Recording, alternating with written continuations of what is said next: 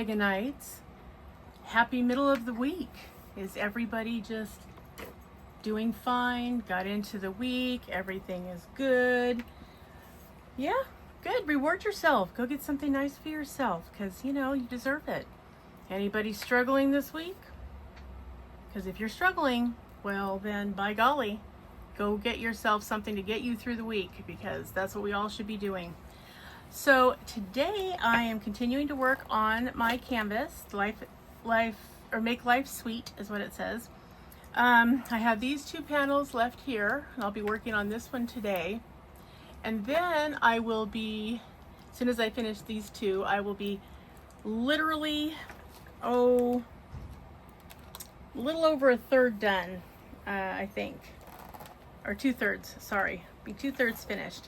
I will have completed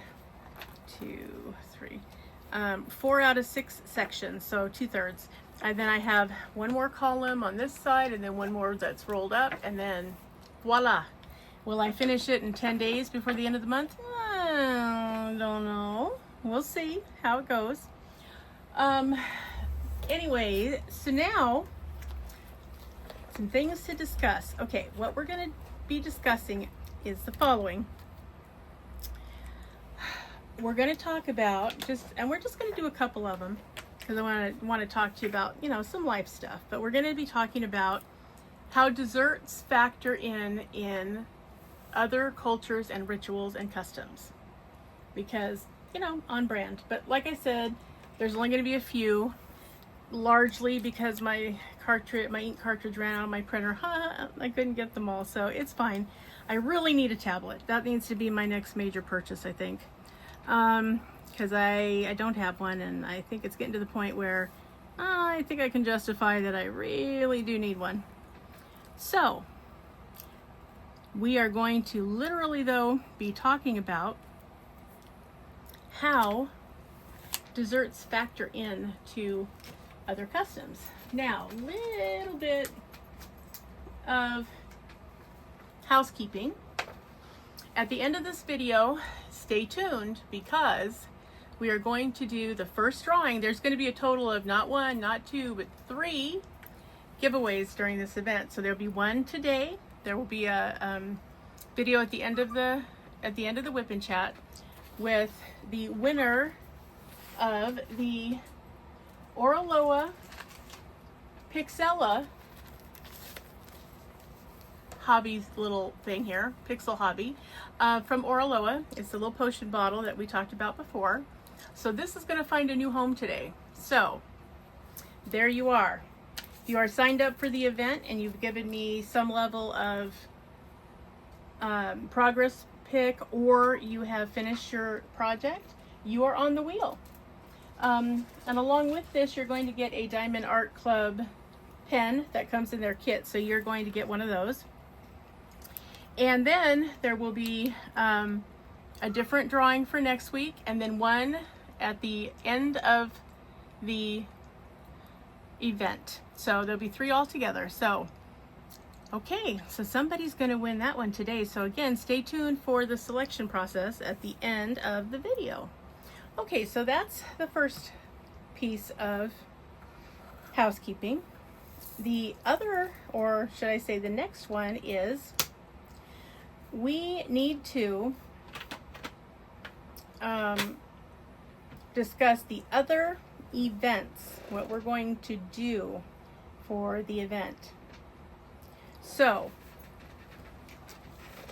remember, September is under the sea.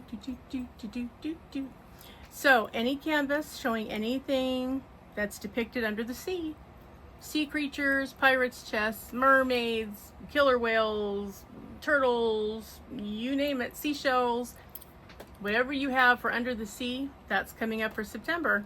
You have until August 25th to sign up. You can do it anytime between now and September 25th. And August 25th for the September Under the Sea event, which will run September 1st to September 30th. Okay? Questions, comments, concerns, notify me. Email is down in the description. You can leave a comment on the video. But get in touch with me if you have concerns or comments or questions, and I will be happy to answer them for you. Also, we are going to be doing, in November, I will be hosting the Luna and Lichens event. All your moons and all your wolves in any way, shape, or form qualify. So get signed up for that one as well. I will be hosting that for Diamond Painting with Friends 2.0. So all of their, procedures will apply. So let me know if you want to sign up for that one. You can do that anytime between now and the event. So please let me know if you're interested in doing that. Now, you don't have to have your canvas already. If you've ordered a canvas or you would like to be in it, but you haven't looked yet, but you're planning on it, you can sign up. And if you have to, for some reason, if we get right up to it and you have to say, oh my gosh, I'm really sorry, I can't participate, that's okay. You can do that. Better to sign up and then decide you can't and then come off the list than not get on the list at all. So sign up anytime between now and the event, please. And again, any canvas with a moon in any phase and or any kind of a wolf.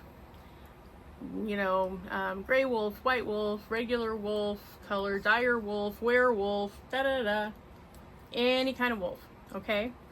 And then December, our better angels / have a fairy happy holiday.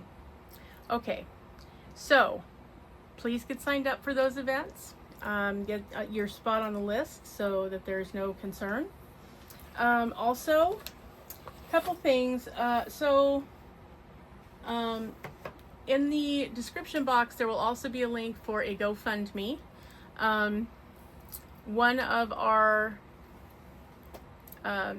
diamond painting community members, Mushmellow79, over at Dark and Creepy Diamond Painting. A lot of us know Mushy. If you don't, go over to her channel, take a look at her creepy stuff. She has some cool stuff. She's running a fundraiser. A dear friend of theirs, a young man by the name of Andy Garcia, is battling cancer for the second time, and this will be his final time. He has been released from the hospital into hospice. He has a 5-year-old daughter and an 8-year-old son. So she is fundraising for his quote-unquote final journey. So the GoFundMe link will be in the description box. Anything helps. Yeah, you can also get a hold of Mushmellow at Dark and Creepy Diamond Painting. If there's anything else that you would like to do. She's talking about trying to sell some of her diamond paintings to try to see if she can make a few dollars for him. I'm going to be providing her a few canvases that I have to spare to help with that. But yeah, so there's some, he's a single dad, so yeah, there's some concern there. So if you can help, great. If you want to find out more about it, great. You can contact Mushmellow, good old Mushy at Dark and Creepy Diamond Painting. And the link in the description will be for the GoFundMe direct. So all the way to do with that, all the way up to you. Okay.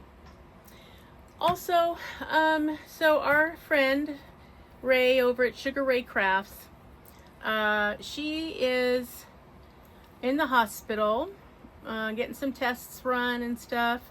So, if you get a chance, you want to go over and say hey to her, or just leave her, happy wishes or get well soons or whatever on her channel, she would really appreciate that. So if you get a chance, just run over and go, hey, hi, how you doing? Hope all is well. And I think that's all the housekeeping I have for you at the moment. Dragon update. So 3 out of 4 dragons still sleeping. Merlin, Finn, and Ruby are all taking their nap. And they've been in brumation now for various amounts of time. Finn's working on his 3rd month. Ruby's in her 3rd week. And Merlin's been up and down, but he's down for now a couple months. So, yeah, everybody is living their best dragon life. So it's just Clarissa. Little Clara's up. She's the only one eating us out of house and home.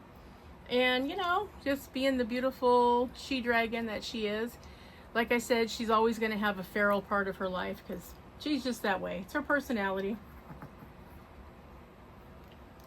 But her hatch date is November the 26th, which makes her a Sagittarius like me. So she comes by it naturally. She's a little feisty, but she's also a very good girl. So that is all the news I have that's fit to print. So, and thank you for leaving your comments. I think we're going to have some good choices to choose from for our other couple of events that are not already spoken for next year. So, oh, in addition, you're actually going to get an extra month because Neil is going to be doing, for Diamond Painting with Friends, he's going to be doing March. So he'll be doing planes, trains, and automobiles. So he's going to be doing modes of transportation. So any of your canvases that have any of those things on it would qualify. So that'll be for March next year. So we'll probably have our first event probably in April, and then another one in the summer, one in the fall, and one in the winter. So that's the plan. As far as which months, I will be letting you know as we get closer to the end of this year, so you'll have some idea. But I will be putting up the poll question. So this will be the last Whip and Chat that I'm going to film, where I'm going to ask you to put in the comment section what kind of event you would like to do. So we already know we're doing an Egyptian one next year. Okay, we know that for sure. And that would be anything Egypt related. I don't care if it's camels, pyramids, one of the gods, all of the gods, you know, a desert oasis, you know, anything like that will qualify for the Egyptian event. So what other event would you like to see for next year? Let me know. And then I'm going to be putting up a poll question by the end of next week, asking you guys to vote on which two you would like to do. And the two that get the largest number of votes are going to be what we do, guys, because majority rules. Okay, so that's the plan for what we're going to be doing in the foreseeable future. So again, please do leave in the comment section your suggestions. What kind of event would you like to see for next year? Also, if you're interested in co-hosting the event, please do let me know. So far I've had 3 people say yes to having our own Facebook page. So please let me know again if you Dragonites want your own special spot where you can post stuff for not only for our events, but you know, your general life stuff. You know, let me know. And if you would rather not have a Facebook page, or you don't think you would use it, or it's just not your thing, you can let me know that too, and we will go from there. All right. Phew, I think that's everything. If you need to play back the video to get all that I said a few minutes ago, go ahead. Okay, so what is new and interesting on everybody's plate? What are you guys up to? What are you doing? What's new and innovative and fascinating in your life? What is your plan for the upcoming weekend? Do you have a plan? It's Memorial Weekend, so it's a long one. Hopefully you're getting an extra day in there. I hope so. You deserve an extra day, so yeah. Hopefully that federal holiday made its way into your life one way or another, and you're going to get to have an extra day.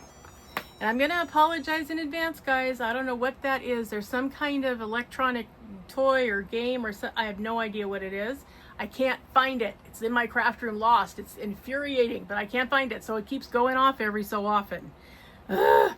Someday I'm going to find it. In the meantime, please just ignore it. It's going to keep going off. Sorry. I don't know what to tell you. Okay. All right. Now, okay, so we're going to talk about just a couple of desserts that happen to be part of other cultures other than ours. Okay, so first, let's see.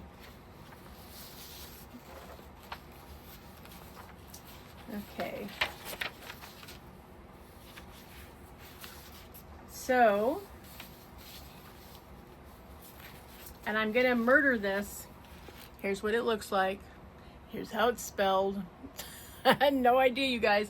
Sufganiyot, I'm gonna say, is a traditional food or rather sweet donuts associated with Hanukkah, where sufganiyot is eaten to honor the miracle of the oil that burned in Jerusalem's ancient temple.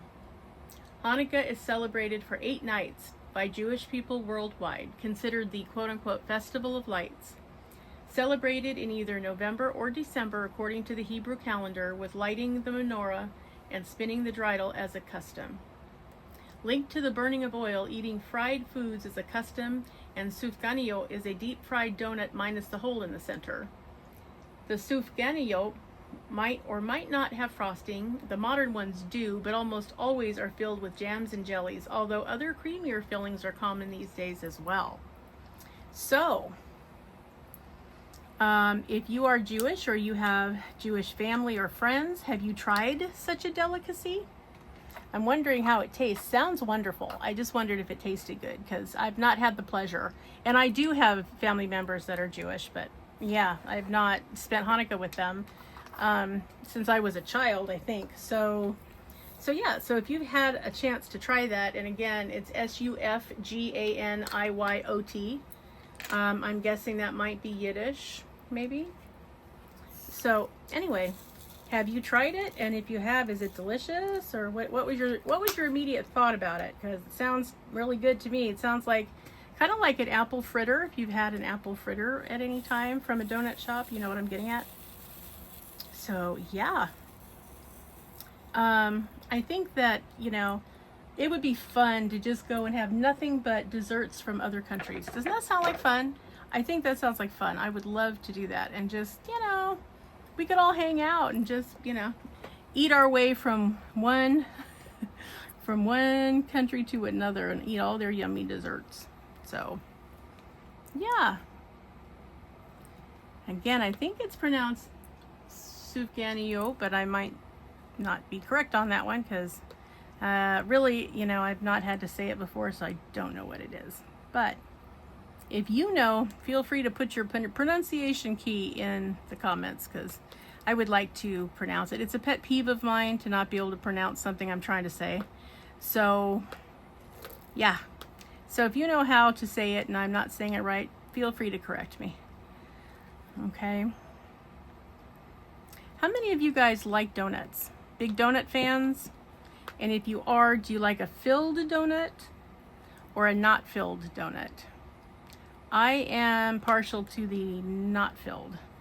I like a good maple bar that's just frosting and the cakey donut under it with no filling. Makes me happy that way.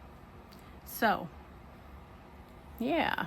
I mean, I have no offense to Bavarian cream or custard. I just like my donuts naked, I guess is the way to put that. Just not a fan of having them filled is all. So you must let me know how you like your donuts.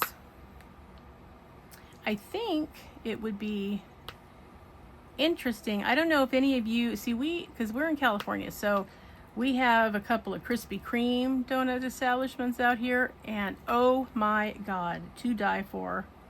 I love a good Krispy Kreme. It's like the pastry of the donut trade. You know what I mean? Like it's light, airy, delicious, so good. And you can watch them be made while you're standing in the restaurant waiting for your order or to place your order. It's all windows, so you can see how they make them, so it's pretty cool. Or you can drive through and just say, yeah, donut me, and get your donut and head for the hills. So yeah, so let me know what you like in your donuts. If you like them plain old yummy donut, or if you like them filled with something decadent. Okay. Now, you guys are gonna laugh. So those of you with sensitivities to human body symbols, fair warning. You might want to tune out now. Okay, so this is a celebration called Kanamara Matsuri in Japan. And here they are. I think you will understand what I'm getting at when you see how these are shaped. Okay? All right. Okay. Kanamara Matsuri is a festival celebrating the phallus, not proverbially or metaphorically in Japan. It's celebrated on the first Sunday of April, and each year people turn up in huge numbers. 3 shrines containing phallic statues move around the streets of Kanayama Shrine, where the Kanamara Sama is revered, said to protect the lower part of the body. Ever since goddess Izanami got burned while giving birth to a fire god. Okay, that sounds miserable, just gonna say that. Needless to say, the shrine very smartly hides phallic and yonic around its premises, from its anvils to its walls. Coming to desserts, the pop-up sweet shops at the site serve sweet treats, which are yonic or phallic-shaped lollipops that visitors walk around with, most of which are pink. What's more, they vary in size from the small size of actual lollipops to the larger ones as big as one's hands. So there you go. Imagine that. When was the last time you went to a phallus worshipping event? I mean, I'm trying to picture all these people walking around with these lollipops. Oh my God. Woo, okay. That's as risque as we're going to get today, you guys. So those of you with sensitivities can rejoin the group now if you so choose. But oh my God, that was just funny. Wasn't what I was expecting when I was looking at custom and rituals surrounding dessert. That was not what I saw coming. Okay. So the next one is, I believe it's called Mammi, M-A-M-M-I, and there's the 2 dots over the A, which I just temporarily lost what the name of that punctuation is. I know it too. Frustrating. Anyway, M-A-M-M-I, 2 dots over the A. So I'm going to just say Mommy because I think that's what they're wanting me to say here. Okay, so Mommy is one of the classic Finnish Easter desserts. So from Finland. That looks like someone left a puddle of chocolate cake in milk. Ooh. There are also chocolate eggs called Kinder or Fazer Mignon. But given Easter customs and hunting for colorful chocolate eggs, that one isn't strange at all. Mommy, on the other hand, looks a bit like you might hesitate to eat it if you don't know what it is. Mommy looks like a pudding and is made with rye flour, malt powder, water, molasses, salt, and orange zest. The whole thing is served in a pool of cream of milk. It's grainy and tastes strange as well. It's described as trying to eat kind of a beaten down dark rye bread with a not so pleasant flavor washed in milk. So there you go. Anybody from Finland? Because that sounds interesting. Haven't tried it, but it sounds interesting. I can imagine what it must look like when it's on, the plate and it's floating around in this milk and it's grainy chocolate. Anyway, so, but if you have tried it, do share in the comments what that was like for the rest of us who don't really know. Yeah. I don't know if I would be interested in trying one of that one. It doesn't sound like it's all that tasty, so I don't know. I'm not really huge on dark rye breads. I like regular rye bread, especially if I'm going to have a Reuben. That's my favorite way to have it. With a little bit of mustard with that corned beef and sauerkraut on rye. Oh gosh, yes, so good. Other than that, not really a fan of rye bread. I'm not happy about rye toast or anything like that. That's definitely not something I enjoy. So yeah, I don't really have it other than with a Reuben. So you will have to let us know. Now, this next one, should say this last one, is a dessert item from the Spanish Shepherds. And we see a lot of it here in this state. So do you think you know what it is? Take a guess. You can let me know if you got the right guess or not after we're all finished when you're in the comment section. Okay, so here we go. You ready? Churros. Woohoo, churros. Would you associate a deep-fried snack once made and eaten by the Spanish shepherds as a Christmas specialty? Seems a bit bizarre, doesn't it? Especially when you consider the likes of plum cakes and Dundee cakes. We are talking about churros. Talk about it with the older generations and they will find it a little strange as well. But the Spanish immigrants sure seem to like it. So yes, so if you have not had a churro, it's a long fried, almost like a fried donut that's really long, and again, sometimes it's filled and sometimes it's not, but oh, it's so good. It's tasty and chewy and crunchy at the same time. Oh, so good. Cinnamon and brown sugar for days. Oh, good stuff. Really good stuff. So yes, Jared loves them. I like them too. Not as much as he does, but yeah. So those are the 5 that we're going to talk about today. So what did you guys think? Do you have a favorite dessert that's originating in another country? You let me know if you like something else that's hasn't been listed there. And we'll talk about a little bit of life updates. So Neil's party was, I think, a success. He seemed to enjoy it. We had a lovely lunch 2 days in a row.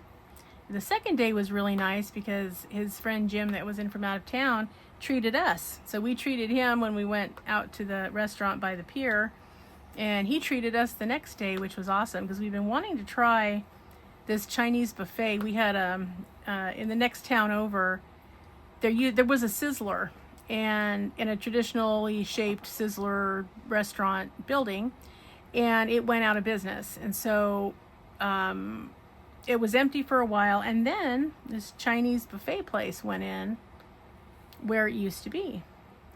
So we waited a little while. We wanted to let them get moved in, get the kinks out, and then we would go and try it. So we finally did get a chance to go, and yeah, we enjoyed it. We had a good time.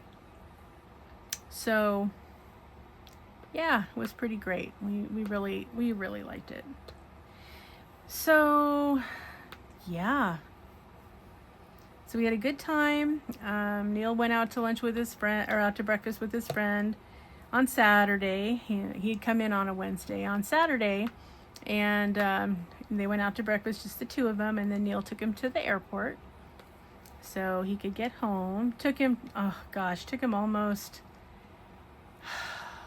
well, it took him all day. I mean, it was very late in the evening before he got home, because his house is about 3 hours from the airport in his town. So he had a lot of driving to do when he got home. So yeah, it was a long few days for him, but we were so glad he got to come out here. And now, you know, he can focus more on what's happening with his wife. She's been really struggling. So she's in the diagnostic stages. So yeah, we are just sort of waiting with bated breath to see what's happening. And we're worried. And he was worried too. So we were all worried together while he was here. But I think in a way it was good for him to get away. I feel like he needed a break from all the extra responsibilities he has sort of taken on while she's been unwell. But yeah, she's having these episodes which, you know, are very scary if you happen to witness them.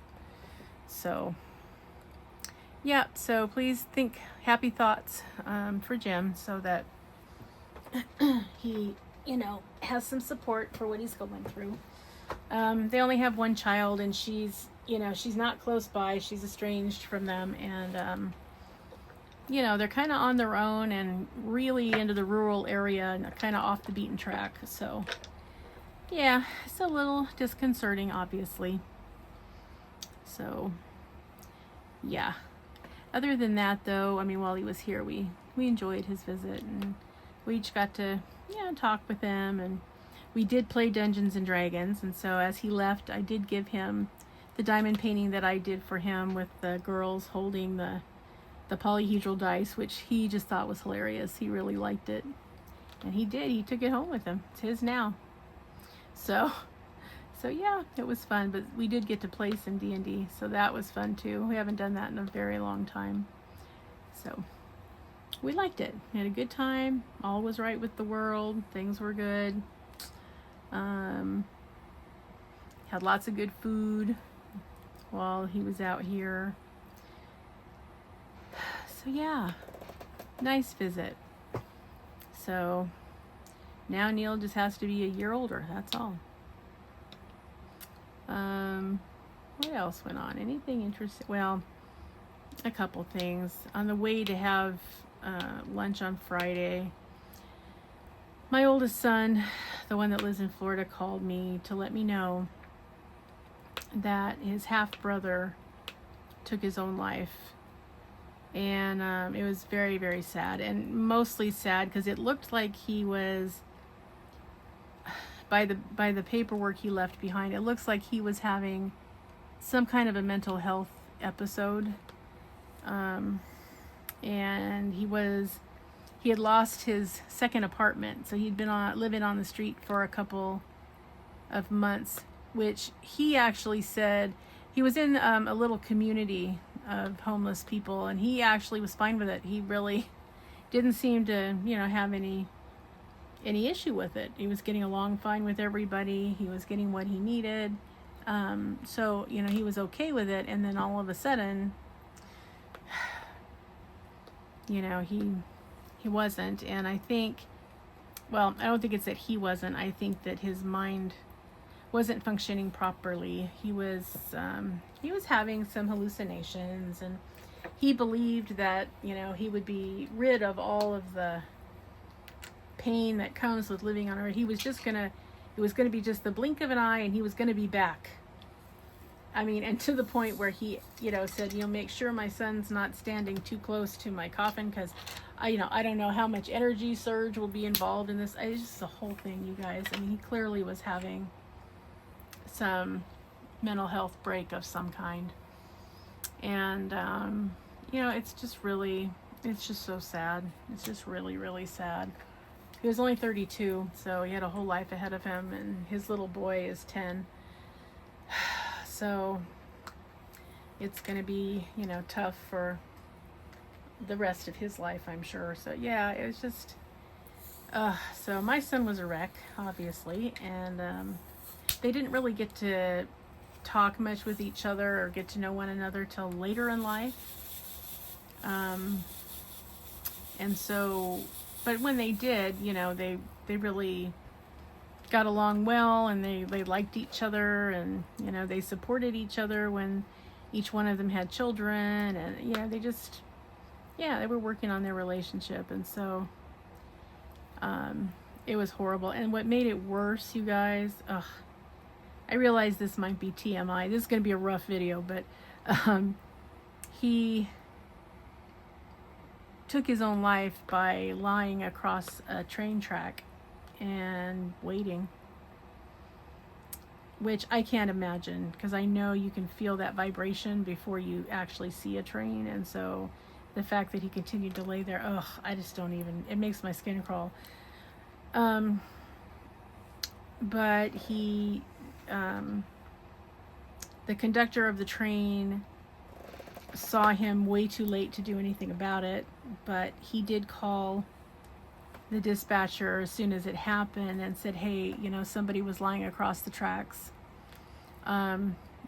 Please send first responders, which they did.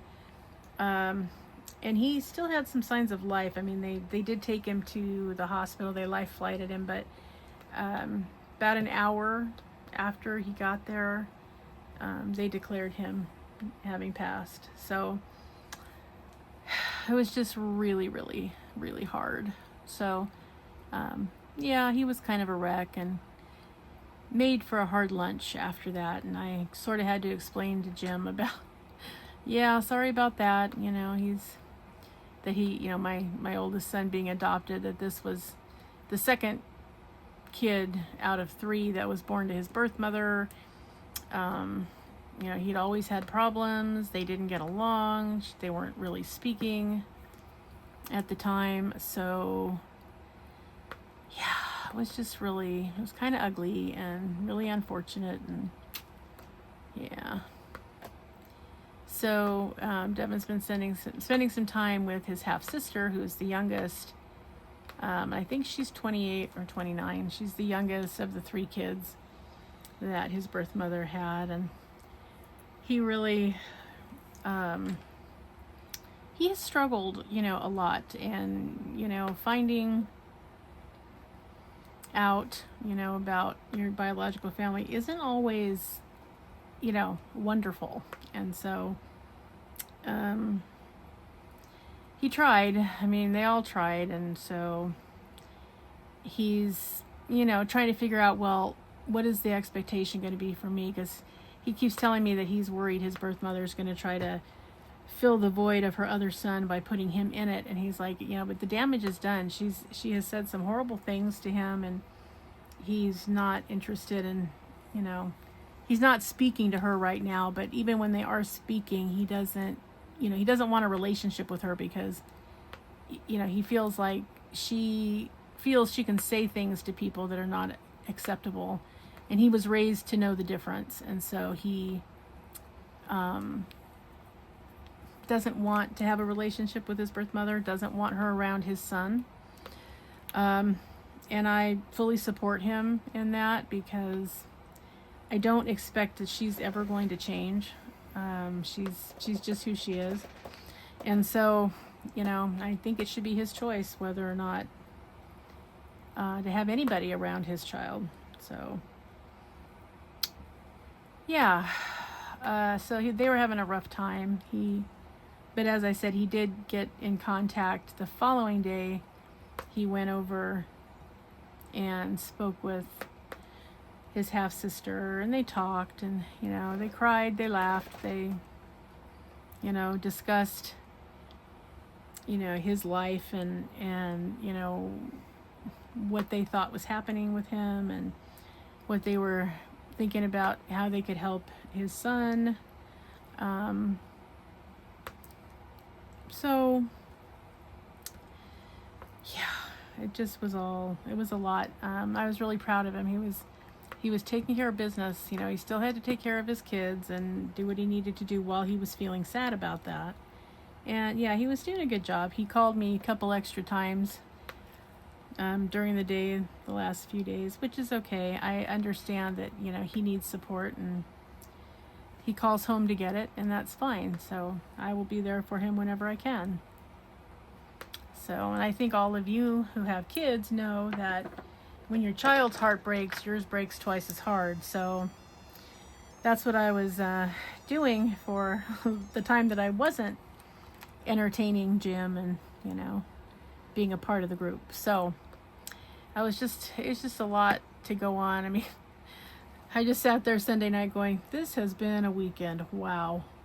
And, you know, we weren't sleeping that great anyway, but, you know, Jim is used to getting up at like 5:30 in the morning and, you know, getting stuff done and doing all this. Yeah, we are not. We don't do 5:30 because we don't usually go to bed till 1 o'clock in the morning. So yeah, 5:30 is a little early for us, but okay, we compromised. He slept in a little, we got up a little early. It worked out. So yes, it was quite an interesting few days. Yeah, sometimes I wonder when we're going to get a chance to just, you know, calm down and be in the latter part of our lives. I just don't know. In the meantime, next month, and just a little less than a month, the 14th of June, my middle son is coming from Texas with his wife and their 2 kids for my little grandson Mason's birthday, because they said, well, what do you want to do for your birthday? And he said, I want to go to see Grandma. So they said, okay. So I'm bringing my grandbabies out. My little granddaughter, who I have not met in person yet, she's now 13 months. So it'll be so much fun to get to see her and play with her and do all of that. So yeah, that's coming up next month.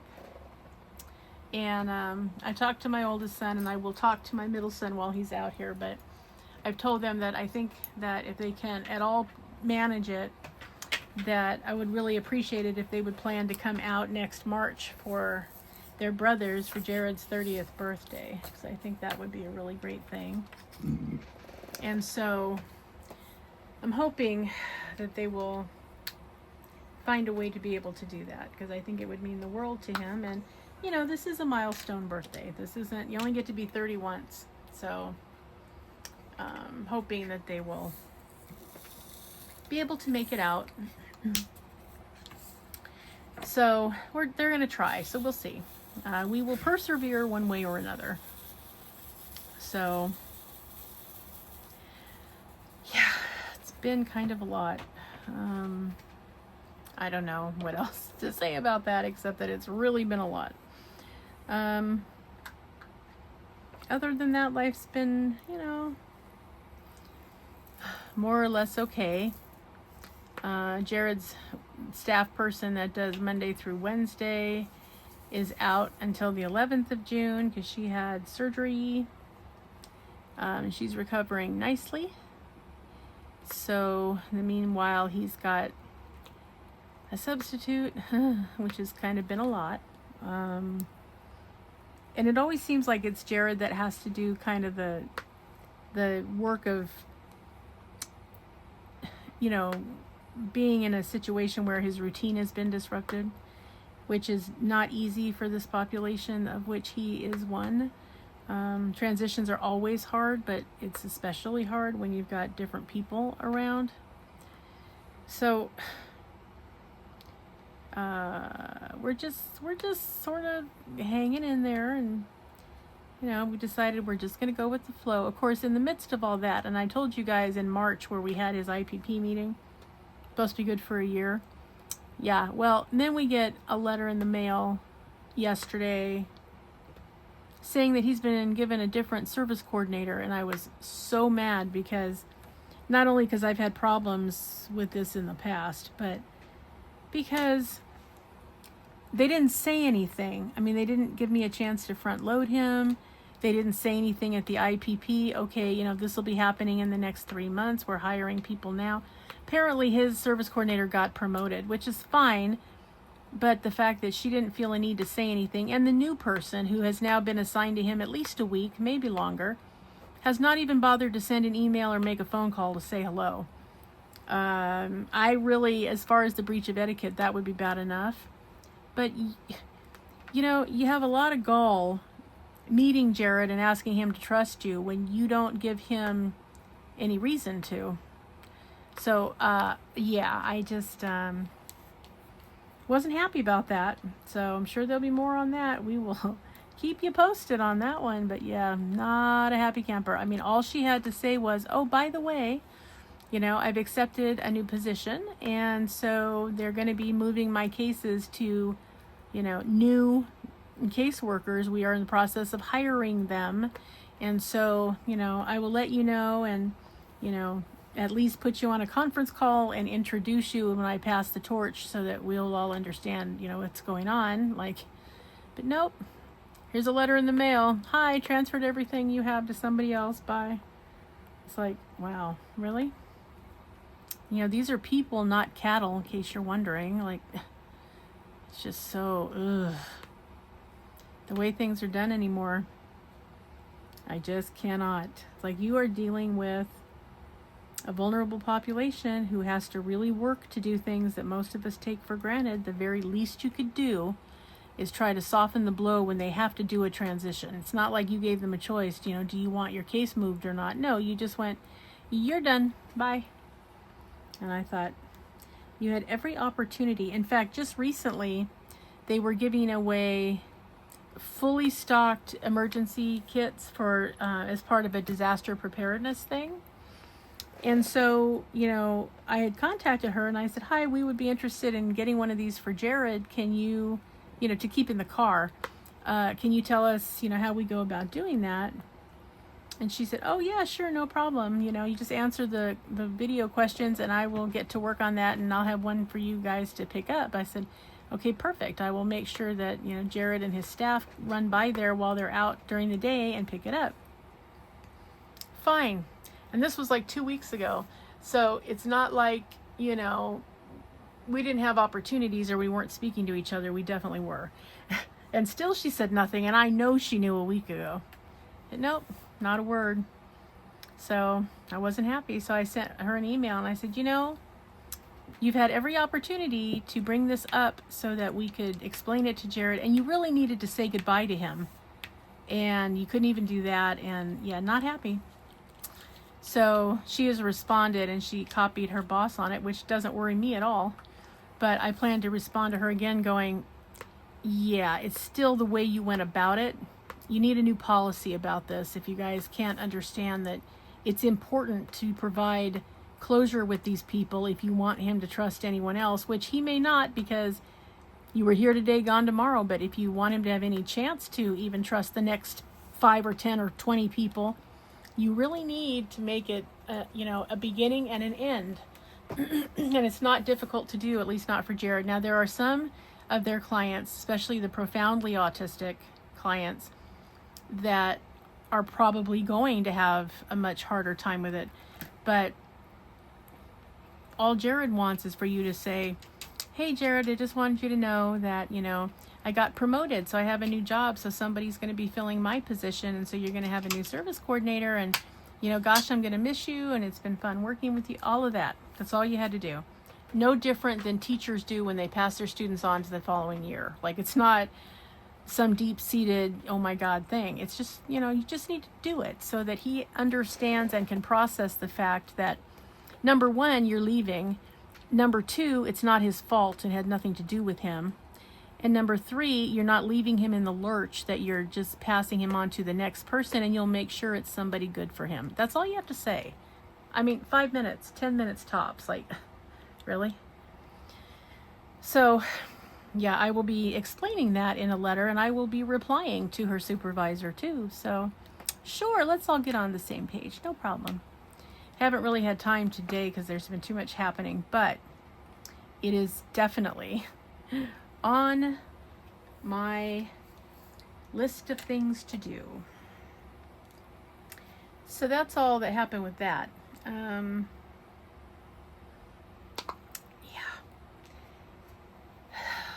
So, yeah, he ended up not having staff today because the person who was filling in for his normal staff person, the Monday through Wednesday deal, her car has been headed out, finally went out. So she called me last night and said, oh, really sorry, but yeah, my car, I can't make it. And so the person the director of the company that provides the staff said, okay, well, do you need a ride down there? Because I want you to get a ride down there and I will rent you a car for a month so that we can get through this time when, the other person is on her recovery time and, from her surgery. And then you'll have a month to figure out what to do, but at least you'll have transportation. Well, he told her last night, apparently she didn't get it done by this morning, so then she was going to go this morning. She was supposed to get it done and then come by here. Well, she didn't, so I called him at like 11 when she was 2 hours late and said, is she not coming? Because again, I need to explain this to Jared if she's not going to be here, because he's been dressed and ready to go since 7 in the morning. So yeah, could you, give me the understanding? So he said, she's not shown up. I said, nope, she's not shown up. And I felt badly because he was in a meeting. And I said, I'm really sorry, but she's not here and I didn't know, I need to say something to Jared. So if she's late, that's one thing. If she's not coming, that's something else. So could you let me know? And he goes, well, it's 11 o'clock. So he said, I will be tracking her down and talking to her. But he said, could you let Jared know for me that since nobody showed up, that I will be paying him the money today that I would have paid them. So yeah, he'll get some cash out of it. And I said, Yeah, I'll tell him that, and I'm sure that won't hurt his feelings, but it doesn't take the place of the staff person who goes out into the community with him. So, you know, he said, no, I understand that, and I will be correcting this issue, but I don't want him to just think that, you know, nobody cared, or, you know, nobody was interested in what he needed, or, you know, just let him know that because he has to kind of, you know, keep it together himself, that I'm going to reimburse him the money that would have been spent on the staff person, and it'll go into his pocket. I said, well, that's really nice of you. So I said, yes, I'll let him know that, and that'll make him happy. Which it did, but yeah, he would rather have gone out in the world and had his normal day not being disrupted, because it's the disruption of the routine that's always the hard part. And these people that are in this line of work, in this field, should know that already. It shouldn't need to be said, but here we are. So, you know, that's two transitions this week for him. One would have been hard enough, but that's now double the amount that he just has to cope with, because they don't care. They don't have to deal with the collateral damage. I do, always. And so I have been known to revert to telling the supervisor, you come out and explain this to Jared and you answer his questions. Because I really got fed up a couple of times. And so there's, okay, sure, no problem. Oh man, they left here sweating, because Jared has a way of putting you on the spot and making you see how painful it is for him, and putting you on the moral defensive. So it's always interesting, you know, but and I'll discuss it with him. I will go over it with him. I will explain it, but you know, it doesn't need to go this way. Again, for, you know, 2 or 3 additional minutes of time, it could be done in a way that isn't hard on him. And the fact that they don't care enough to do that, I often find frustrating. So, yeah, it's been a hoot. And this week's only 3 days old, and it's already been a hoot. Let me just say. So that's been going on. We saw a couple of our neighbors have an interesting thing on their roof. It looks like, and I don't know what it's actually made out of, but it looks like a big fiberglass cap that goes on the top of the roof. So we're thinking that that might be something to consider, instead of just, you know, trying to continue to look to have the roof actually repaired, because we are having absolute zero luck on that. Getting one of these caps that will at least, you know, keep it from getting any worse and keep it from leaking into the house during storms, until we can figure something out at some point. So yeah, we're trying to find out. It's called an overlay, a roof overlay. We're in process of trying to find out, you know, how much are they, what's involved in it, you know, all of that. So yeah, that's kind of where we are. But at least it's something that, you know, we didn't know was out there. We discovered that recently. So that's happening.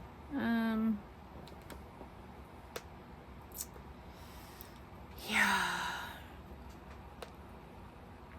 It's going to be an interesting thing, that's for sure. We're trying to get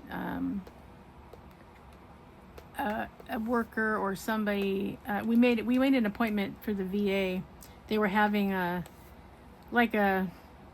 you know, here's what we offer kind of a thing, which I thought was interesting for the VA to do. But okay, so Neil went, and because we're trying to figure out a way for him to get aid and comfort, which is, you know, where you can have some services that come into the house. You know, given his recent diagnosis and his original, you know, 30% disability from the military way back when, we're trying to get that service so that we can get somebody to come in and give us some help around here with things that are proving to now be beyond our ability to do. And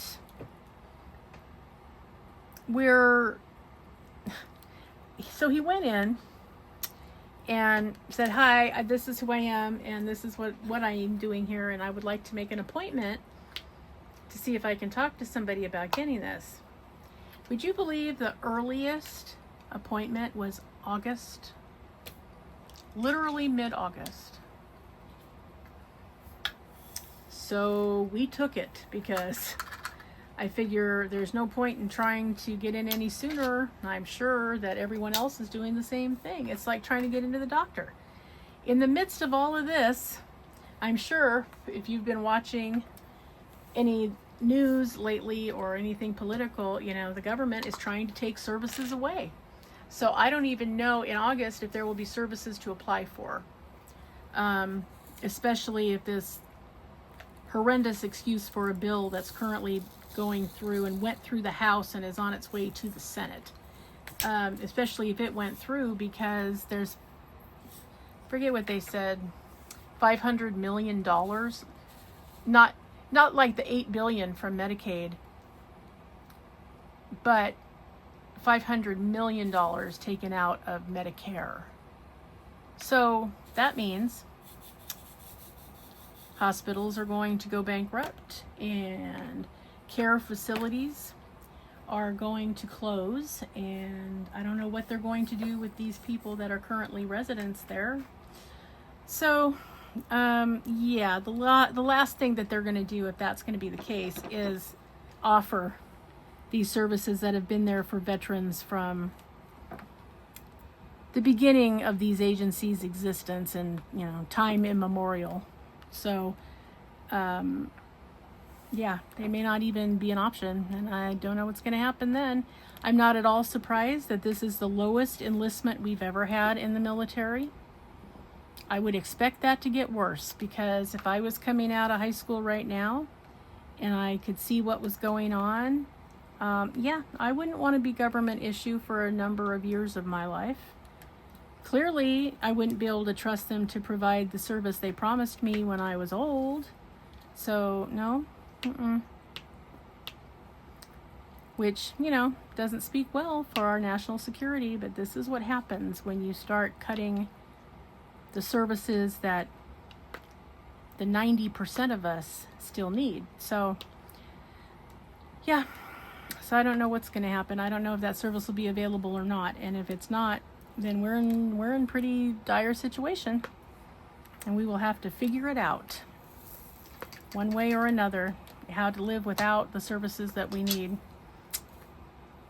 So just doesn't feel like somebody who spends 20 years in service to this country, day in and day out, week after week, year after year, that served honorably with a meritorious service award, should have to become dilapidated in their own home, which is already falling apart because the roof is bad. But, you know, to not have anything available to help them, unless they can pay $170 a day for that help. It's just really, yeah, I don't have words, and I'm tired of making excuses for the abysmal and unconscionable way that this has come about. Yeah, no words. Not going to use the ones that I could use, because they will blacklist this video for sure. But yeah, so we'll see what happens in August, assuming we all get to August and everything is intact, including the country and us. We'll see. But yeah, it was very disheartening that, you know, we're in May and the first available is August. Oh, okay. Good thing we weren't bleeding out and needed some help, because not seeing that. So yeah, it's been interesting, like really interesting. So meanwhile, I've been trying to figure out, get my diamond paintings ready for the events for the next couple of months. I do have one for Crafty Chef Diamond's Disney event in July. And I am going to be doing a colorful dragon canvas that I have. That's a 40 by 70. for Pride Month, because I think it works well for Pride. And I have to say, you know, it's one of these things where I can't really even explain it, but this rolled up canvas has been in my way so much. I don't know what it is. I don't know why, but every time, you know, if I hear something fall down, it's always this canvas. If, you know, I can't find something, it's because this canvas was on top of it. I don't know. Did you guys have like a, I don't know what you would call it, an albatross canvas? I don't know. Something that you just have to do it because it's just in the way. I mean, that's what it boils down to. I don't know exactly how to make that sound more sensical, but it's just been a problem. So this will give me a reason to do it. And it's pretty. It does have all the pretty colors. And, you know, and I do like it. So I'm going to get that done and it's going to be fine. But, yeah, it's just in the road. I have to get it out of here. So I'm going to get it finished. And it might be one of the ones that if it comes out halfway decent, that might be one of the ones I send to Mushy. So, you know, see if she can sell that for the fundraiser and get some, you know, some actual, you know, financial help for her friend. So that would be a good use for it, I think, if I could do that. Because it's a 40 by 70 and it's going to be another one of those that's going to end up on a hanger because I don't have any place to put that and that's too big to go in my portfolios. So I do have, because my 40 by 50s, I do have room for in a portfolio because I have two sizes of portfolio, but this is not one of those sizes. So that's what I have to do. So yeah, that's where we're headed with that one.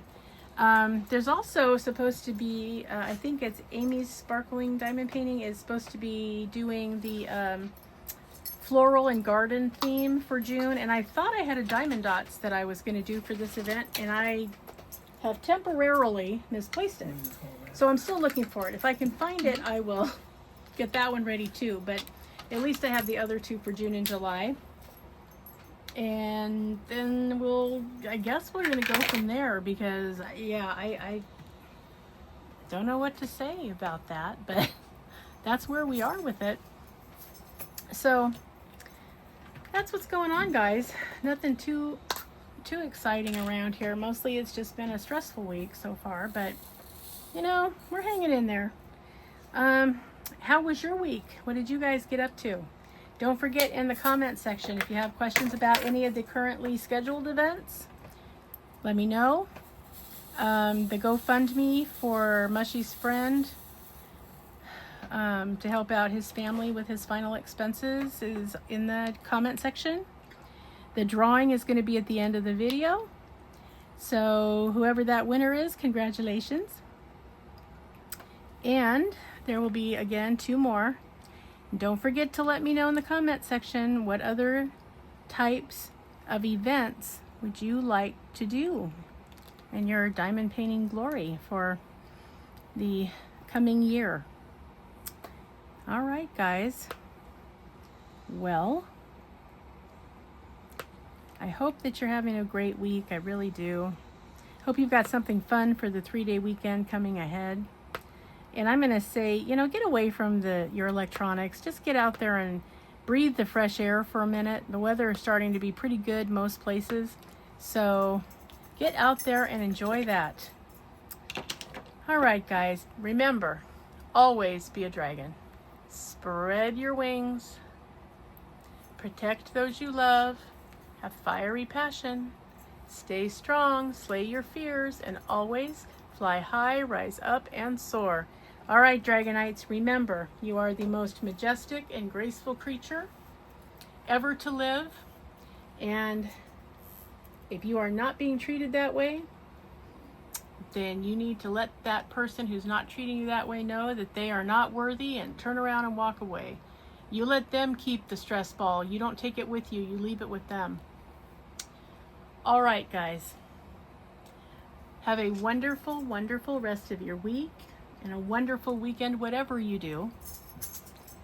And I will see you in the next one. Bye-bye. Wait for the video.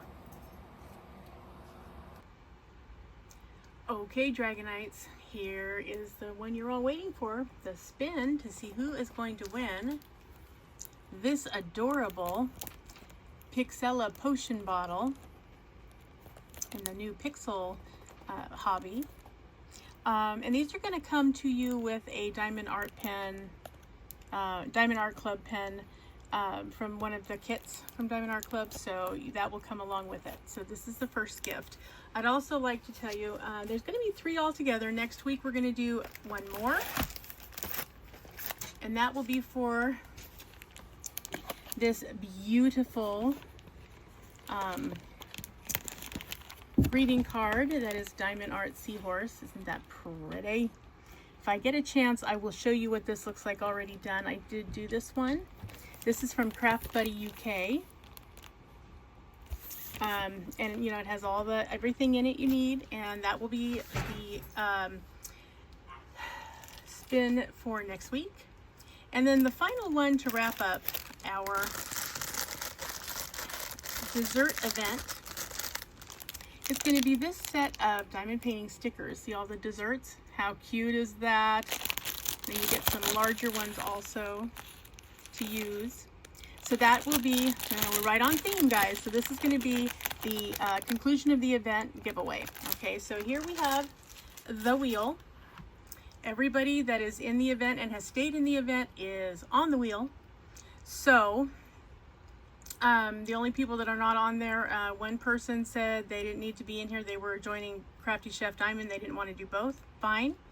And Susan Downey, you said early on that you wanted to be in it, but I have tried to reach you and haven't been able to. So I'm assuming that something came up and you decided not to do the event. So those are the only 2 people not on here. Everybody else, you're here. All right, so we're going to spin this. This spin is for the Pixel potion, the little Pixella potion from Oraloa. So let's see who's going to win that one. Round and around it goes. Where it stops, nobody knows. Let's find out.